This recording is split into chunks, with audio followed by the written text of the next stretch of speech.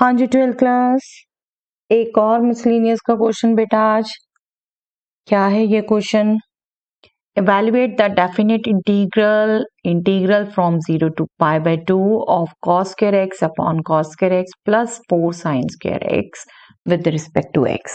Yes, limit 0 to pi by 2 cos sin में symmetry देखकर आपको बिल्कुल लग रहा होगा बेटा हम f of x is equal to f of a minus x integral definitely वो वाली प्रॉपर्टी यूज कर लें जो सबसे ज्यादा हुई थी। बट ट्राई टू ऑब्जर्व बेटा, अगर हम प्रॉपर्टी यूज करते हैं, ये साइन स्क्वायर एक्स हो गया, ये साइन स्क्वायर एक्स हो गया, ये 4 कॉस स्क्वायर एक्स हो गया, राइट। ऐड करते हुए डेनोमिनेटर सेम नहीं है, 4 आ रहा है एक बीच में, राइट, जो प्रॉब्लम क्रिएट कर रहा है। तो वो प्रॉपर्टी यूज करके कोई बेनिफिट नहीं होगा, right. First thing clear. Second, अब साइन कॉस है तो हम फिर दूसरा सोचते हैं साइन को सब्स्टिट्यूट करें कॉस एक्स आ जाए, बट ये तो साथ में भी इन्वॉल्व है जैसा हमने एक लास्ट टाइम क्वेश्चन किया था। तो फिर हम इसको 10 की टर्म्स में सोचें, 10 की टर्म्स में सोचेंगे हम तो cos स्क्वायर एक्स कॉमन लेंगे, cos स्क्वायर एक्स कॉमन लेंगे तो ये तो पूरा कट जाएगा, ये तो आ जाएगा 10 पर पूरा कट जाएगा। तो क्या करें, सेक्स स्क्वायर तो आया नहीं, बट और कोई ऑप्शन भी नहीं है बेटा, राइट। और कोई ऑप्शन भी नहीं है, हमने देख लिया वो प्रॉपर्टी नहीं यूज होती, हमने देख लिया सब्स्टिट्यूट नहीं होता साइन एक्स डायरेक्ट। तो हम इसी लाइन ऑफ पर सोचकर एक बार थोड़ा सा आगे बढ़ते हैं। लेट अस सी, थोड़ा सा जब क्लिक हो जाता है बिल्कुल स्टार्ट करिए, अपने आप आपको सेकंड स्टेप मिल जाएगा। चलिए मैं यहाँ पर भी इनडेफिनेट कंसीडर करती हूँ बेटा। एक बार पहले cos square x divided by cos square x plus 4 times sine square x, right. मैंने क्या कहा, क्या करना है, हमने डेनोमिनेटर से cos स्क्वायर एक्स कॉमन लेना है। ओके चलिए let us just do cos square x common लिया, ये 1 हो गया, ये हो गया 4 sine square x divided by cos square x, that means 10 square x, right. cos square x cancel with cos square x, just assuming not zero. अब 10 तो आ गया लेकिन 10 का डेरिवेटिव नहीं है, sec स्क्वायर एक्स नहीं है।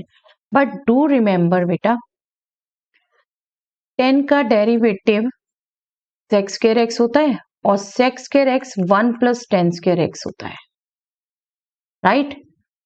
आई मीन टू से, चलिए यहां मैं एज्यूम करती हूँ, चलिए 4 10 स्क्वायर एक्स है जिसे मैं 2 10 एक्स लिख सकती हूँ, तो मैं 2 10 एक्स को ही चलिए मान लेती हूँ t, 2 10 एक्स को ही मैंने एज्यूम कर लिया t। तो क्या हुआ, 2 sec square x will be 2 sec square x dx will be dt, that means dx will be dt by 2 into sec square x जिसे मैं 1 plus 10 square x लिख सकती हूँ, है ना। and this will be nothing but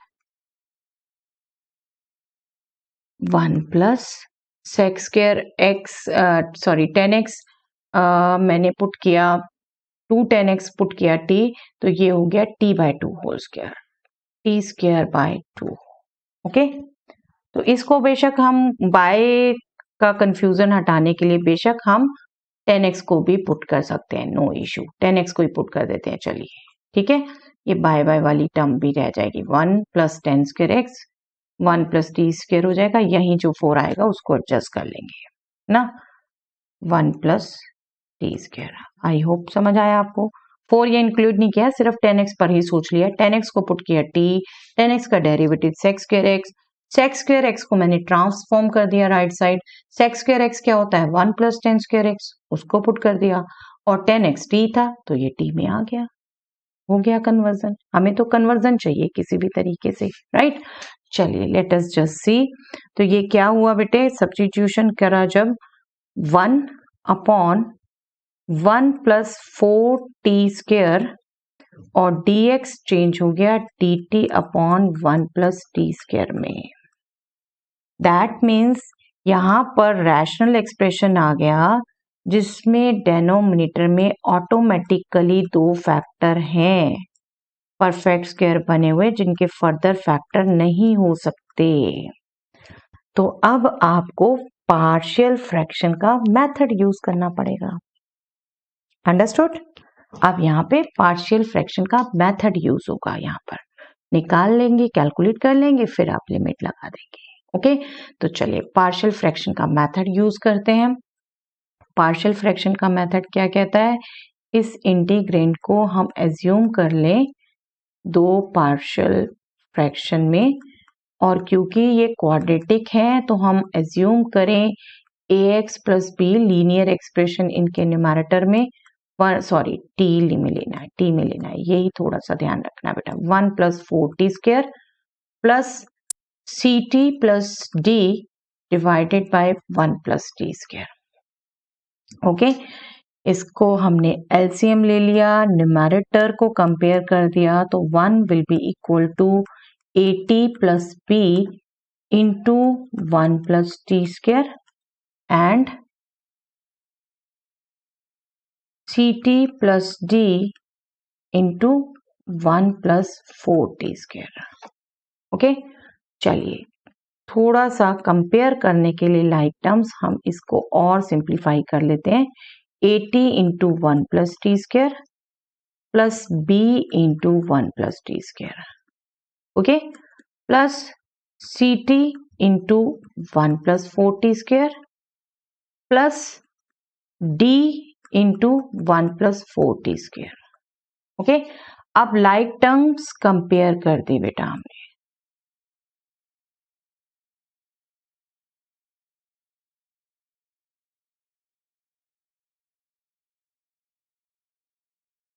comparing like terms, यहाँ T square का कोई कोफिशिएंट नहीं है, 0, टी क्यूब का फर्स्ट आएगा, AT इंटू टी स्क्वायर मैं अंडरलाइन करती जाती हूँ, जिससे लिख दूंगी A, टी क्यूब का कर रहे हैं अभी, यहाँ पर टी क्यूब की कोई टर्म्स नहीं, यहाँ टी क्यूब की term CT into 4t square, तो 4c आएगी बेटा, ये हो गई एक टर्म। देन टी स्क्वायर की अगेन वो नहीं है लेफ्ट में, राइट में आएगी, ये टी की है, यहाँ से B into T square B, और यहाँ पे नहीं आएगी, यहाँ से आएगी D into 4t plus 4t, right. अब टी की टर्म्स अगेन लेफ्ट में नहीं है, टी की टर्म एक यहाँ से आएगी AT इंटू 1a, यहाँ पर नहीं आएगी, फिर यहाँ आएगी CT into 1, that means C, यहाँ पर फिर नहीं आएगी, तो ये भी टर्म कवर हो गई। अब रह गई सिर्फ constant term. Constant term left में 1 इक्वल टू, यहाँ पर नहीं है, यहाँ पर है B और लास्ट में है D, तो B plus D, okay, B plus D, बस यहीं से हमने कैलकुलेट करना है बेटा। सॉल्व कर दीजिए इन इक्वेशंस को। आपको पता है क्वाड्रेटिक में आप शॉर्टकट नहीं यूज कर पाएंगे, आप इन्हीं को सॉल्व करिए। A plus 4c A plus C दोनों 0 हैं बेटा, हम यहाँ से अगर A कैलकुलेट कर लेते हैं माइनस C, तो माइनस C प्लस 4c, मैं चलिए रफ साइड ही करती हूँ, minus C plus 4c is equal to 0, that means C आ गया 0, और A क्योंकि माइनस C है तो वो भी 0, A और C आ गए 0। अब B और D को सॉल्व कर दें बेटा, B इज माइनस 4D, उसको यहाँ पुट किया, 1 equal to minus 4D plus D, that means 1 is equal to minus 3D, that means D is nothing but minus 1 by 3, okay, और यहाँ से क्या आया था, B is nothing but 1 minus D, put कर दीजिए, 1 minus minus 1 by 3, that means 1 plus 1 by 3, that means 4 by 3। तो हमारे पास क्या आ गई वैल्यूज बेटा, AC दोनों तो 0 आ गए, B आ गई 4 by 3 एंड D आ गई minus 1 by 3। A, C both are 0, B is 4 by 3, D is minus 1 by 3, okay. और आप जनरली देखो तो बेटा ये जब परफेक्ट स्क्वायर है, T की टर्म्स नहीं है, तो T के कोफिशिएंट जनरली 0 ही आते हैं, या फिर हम इजीली सेपरेट कर देते हैं, ओके। तो हमारा इंटीग्रल क्या हो गया, therefore integral this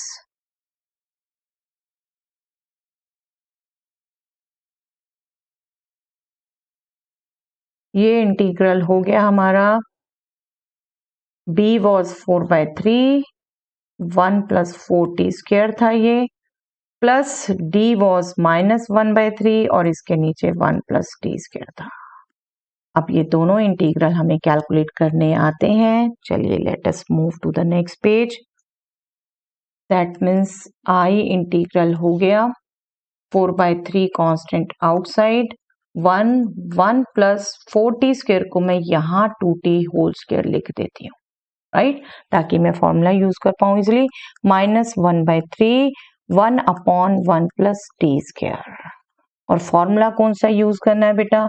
1/1 plus x square, इसका integral nothing but tan inverse x, और हमारे पास रिजल्ट होता है एक x की जगह 2x है तो मैं 2 से डिवाइड करूंगी। यहाँ पर आपने ये ध्यान रखना है 4/3 ये 2 से डिवाइड किया 1/2 tan इनवर्स 2t हो गया। a तो 1 ही है दोनों में, right, -1/3 and this is only tan inverse t, right. अब बेटा इसको हम t भी वापस पुट कर देते हैं। This is 2/3 tan inverse 2 10x, right, -1/3 tan inverse 10x। t हमारा 10x ही था ना, 10x को हमने एज्यूम किया था, तो 2 10x पे तो अभी आप कुछ नहीं कर सकते, आपको ऐसे ही रखना होगा। tan इनवर्स 2 10x हम लिमिट पुट करेंगे तब देखेंगे। ये हो गया -1/3 tan inverse 10x is x। Okay, अब जो हमें डेफिनेट इंटीग्रल निकालना था 0 to π/2 थी limit. I hope you also remember, otherwise you can just check on cos square x upon cos square x plus 4 sin square x, जो exact पूछा था अब हम एग्जैक्ट वो टर्म लिख देते हैं। अभी हमने इंडेफिनिट ही कैलकुलेट किया था, अब हमने ये इनडेफिनिट इंटीग्रल में लिमिट एक तरीके से पुट करनी है। ओके, 0 to π/2 लिमिट्स को बस अब बिल्कुल पुट कर देते हैं बेटा। This will be 2/3 tan inverse 2 10/2, 10/2 is nothing but infinity, right? Minus ओ के साथ सेम ही लिमिट पुट कर देती हूँ। tan inverse 2 times tan 0 0, right, 2/3 के साथ हो गया। जो मेरा जनरल ट्रेंड है कांस्टेंट सेम रखते हुए मैं पुट करती हूँ बेटा π/2 अपर लिमिट -0। ओके, आपकी कैलकुलेशन अपनी हो सकती है यहाँ पर। 2/3 tan inverse infinity, 2 times infinity भी इंफिनिटी हुआ बेटा, that will be π/2 -0 and this will be π/6. Okay, this will be π/3 minus π/6. π/3 minus π/6 will be π/6. Okay, so this would be the answer. I hope आपको क्लियर है बेटा। लेंदी जरूर लग रहा होगा बट एक बार जरूर करके देखिए इसे अपने आप, राइट। और बिल्कुल मैंने यहाँ पर अभी ये 2t को कंटिन्यू करते हुए ही सारा इंटीग्रेशन किया है। आप इसे t को बिल्कुल वहीं वापस पुट करके लिमिट्स भी चेंज कर सकते थे, आप लिमिट्स भी चेंज करके कर सकते थे आप। ओके, तो आई होप बेटा क्लियर हुआ है, बट अपने आप करके जरूर देखिएगा। चलिए, that's all for the day.